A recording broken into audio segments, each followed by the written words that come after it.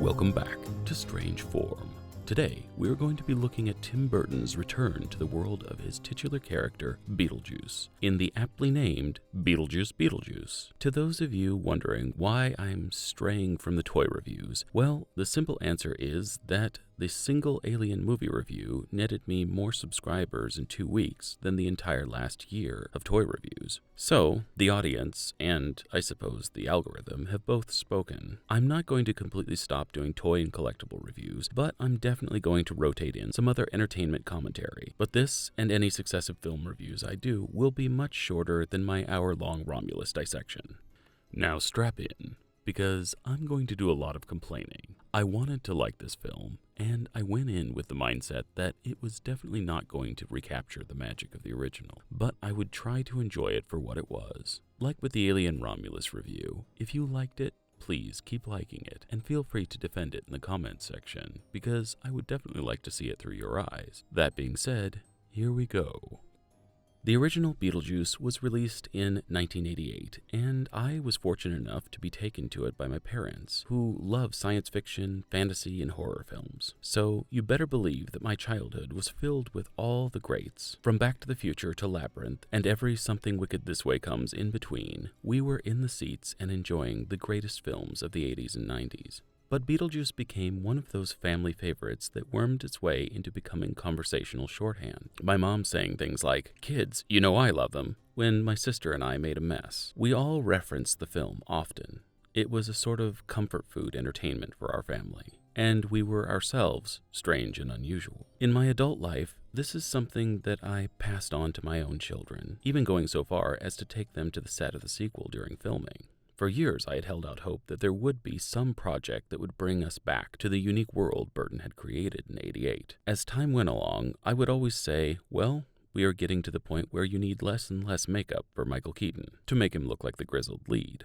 Though a horror comedy, the original was, at its core, a whimsical fairy tale that turned the exorcism genre onto its head, the plot being a deceased couple who wanted to remove the annoying living tenants haunting their home. The characters were charming, and the film was brilliantly written, moving through its acts smoothly, explaining itself along the way through clever dialogue and unique set pieces. And this is what I had hoped the sequel would be able to recapture, the charming and whimsical nature of the storytelling. But going into it, I was extremely pessimistic that this would be the case, in that Tim Burton, unfortunately, is definitely not the storyteller that he used to be, which was even more proven to me when I looked up the writing credits of the screenwriters Burton had tapped to rekindle this series. He basically picked a bunch of WB-style television writers, with little to no experience with this kind of genre. Other than Wednesday, that is. And what we got was a storyline that was a complete mess, that felt like it was written by the AI that all the modern writers went on strike to keep from taking their jobs.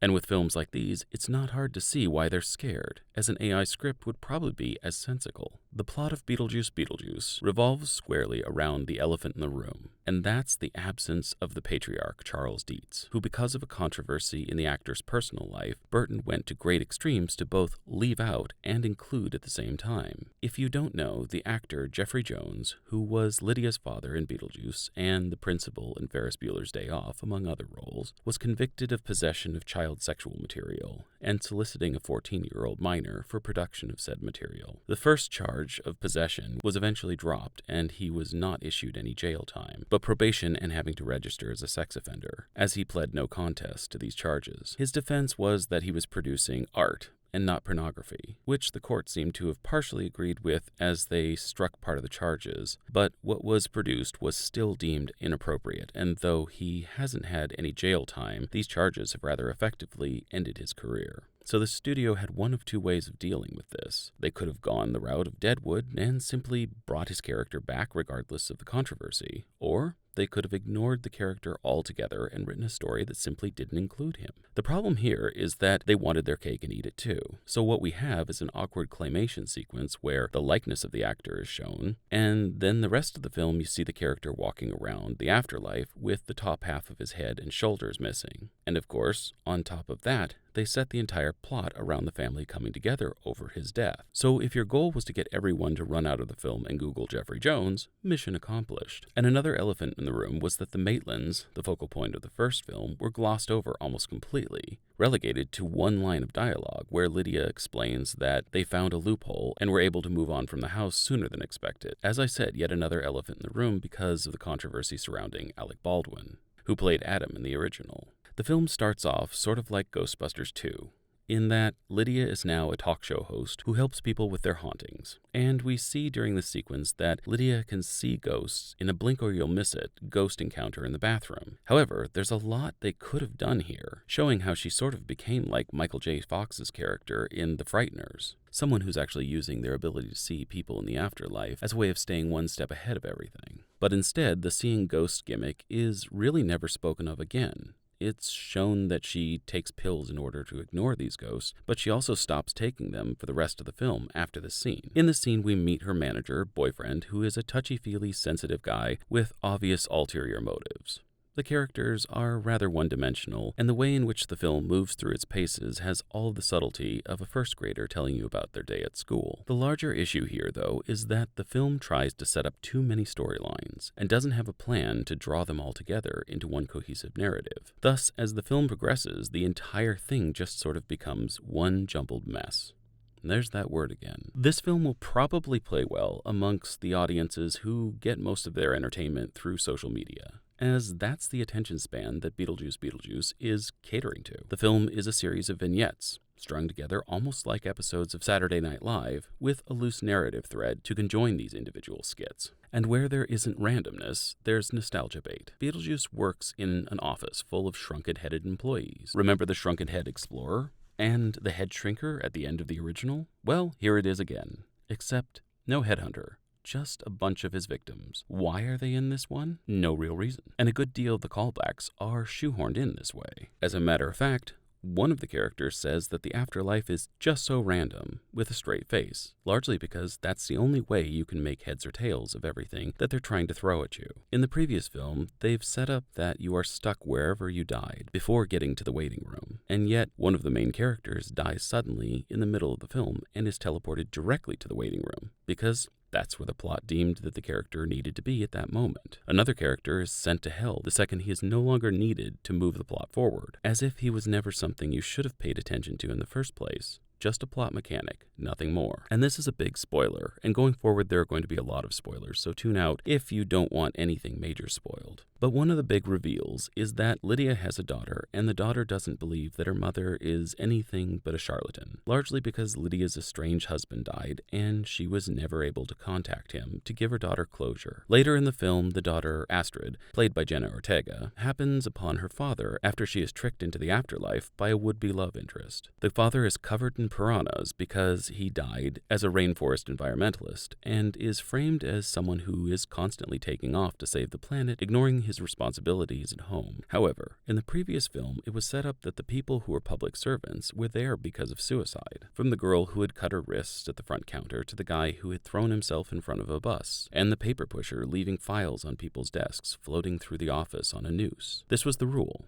And to a degree, it's the rule in this one as well. Except this would mean that Astrid's father committed suicide by piranha, as he was a public servant working in the contract office of the afterlife. And on a side note, I think that this would have been an amazing cameo by Johnny Depp, and I wonder if this is who Burton originally wanted for this part. But again, controversy. Who we got was the much lesser-known television actor Santiago Cabrera, whose absence through the film was felt with much more gravitas than his sudden reappearance seemed to warrant. And this reunion didn't really answer the question as to why Lydia hadn't seen him all these years. He was just sort of there for a scene to tell Lydia and Astrid to get along, and then he was gone, as if he were never intended to be in the film in the first place. And this brings me to a point which is very odd. I don't know what happened to the writers of this film, but all the men in this story are rather terrible people. The dad basically abandoned his daughter and wife to be an environmentalist. Lydia's new boyfriend turns out to be manipulating her for money alone. Astrid's love interest turns out to be a kid who murdered his parents and was willing to murder her as well in order to get back to the world of the living. Beetlejuice is, of course, as terrible a person as ever, and Willem Dafoe stars as an actor who did all of his own stunts, ending up paying for it with his life, who, in the afterlife, is pretending to be a police officer, but is completely inept and rather self-centered. He's also a character you could have cut out of the film completely, and it wouldn't have made any difference at all. So in the end, the only male character of any moral virtue or redeeming qualities was Charles Dietz, who couldn't be in the film in any meaningful way because of the controversy surrounding the real actor. While sitting in the theater, the one word that kept coming back while watching Beetlejuice was that one that I keep using: mess. That's the word that most perfectly describes this screenplay. It's a mess. Such a mess that it defies quick description. Most reviewers simply calling it a legacy sequel because they have no idea how to summarize the story.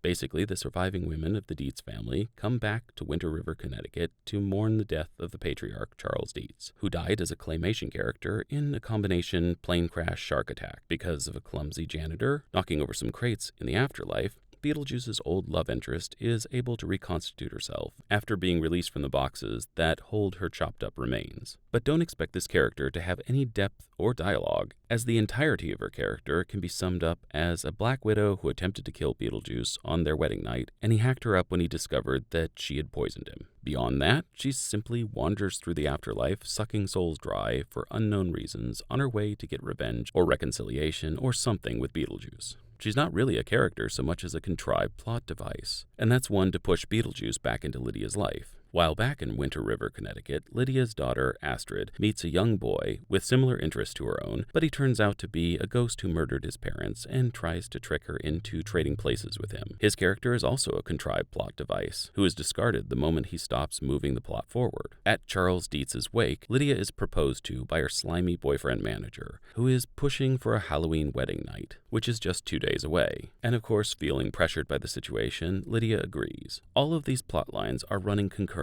and yet the movie manages to end in the exact same place that the original did: a coerced wedding between Lydia and Beetlejuice.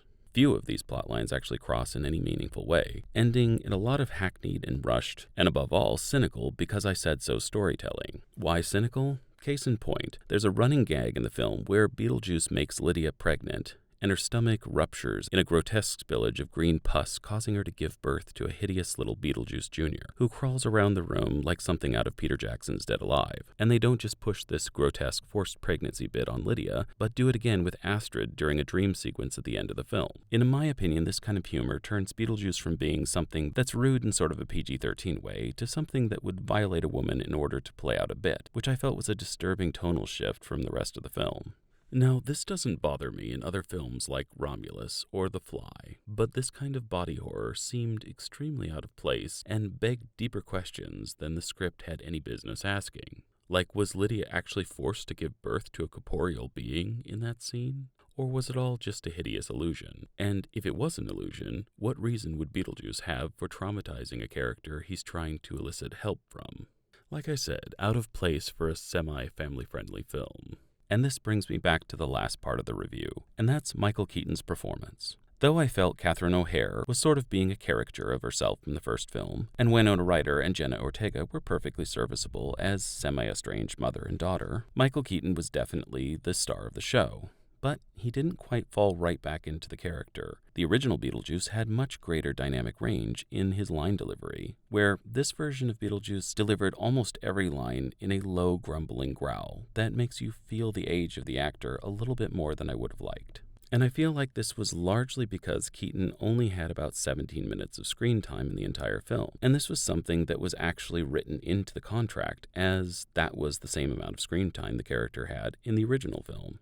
The problem is that many of the plot points in this sequel actually revolve around his character, leading Beetlejuice to feel like he's rushing us through exposition every time he pops up on screen. And if they wanted to center a good deal of the plot around him, they could have given the character more time to breathe. Honestly, I wouldn't have been upset if they had gone more the Beetlejuice the Animated Series route, where he's more a rough-around-the-edges redeemed hero than a seldom-seen villain. The script really feels like it was meant to be a TV series, and then they distilled the entire thing down to just movie runtime. And it had the very same plot pacing issues that the Wednesday series suffered from. There's an interesting phenomenon that I've noticed in the last decade, and that's that before the film is released, there are supposed script leaks, where the plot outline is actually far more interesting than the film we actually get. Hollywood should be hiring these people because the stories imagined by fans are often more coherent than the well-paid, entrenched Hollywood scriptwriters produce. I say we fire them all and start from scratch. Some of the best storytellers in the world are twiddling their thumbs on web boards and comment sections, just waiting for their chance. Now that we come to the end, I did want to touch on the music. There's 100 things I could nitpick about this film, and this review could have easily ended up being an hour long. But honestly, with every passing moment, the film is becoming less and less an important part of my short-term memory. But I did want to touch on the music. In the first film, Harry Belafonte was not a random artist plucked out of the ether. Adam was listening to his music at the beginning of the film while he was building a scale model town, so using his music was perfectly set up for the dinner sequence, and of course the closing scene with Lydia. Elfman's score in the first film punctuated every scene like a character all its own, and yet this new film, I was largely unaware of any of the themes in the score other than the obvious callbacks. It all sort of blended into the background, except for some very strange and stylistically out-of-place pop songs, which were thread throughout, almost like a Trolls movie, such as the disco music from the Soul Train, which was a running bit where the train station had 70s-style disco dancers ushering people into the trains, or Beetlejuice serenading Lydia with Richard Marx' "I'll Be Right There Waiting for You." And of course, the extremely non-sequitur sequence where Beetlejuice made everyone sing MacArthur Park in a callback to the Deo scene in the original film, a 4-minute-long song that was included in its entirety, and is a scene I almost can't remember because after the cake started to gush slime for the second time, I started to think about bills and car issues and other elements of my everyday life. In short, the only songs that really stuck with me did so because they felt so out of place. In the end, this film felt more like a sloppy, made-for-TV movie with a few flashy effects than a true continuation of the world created 36 years ago.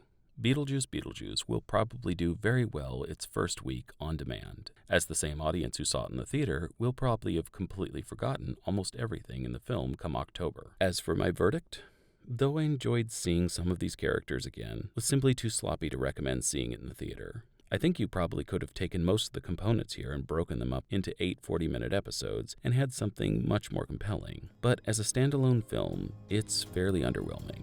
So if you see it, just be prepared to check your brain at the door. Now I hope you enjoyed this review of Beetlejuice and will join me next time for a very special storytelling episode. And remember, never stop collecting.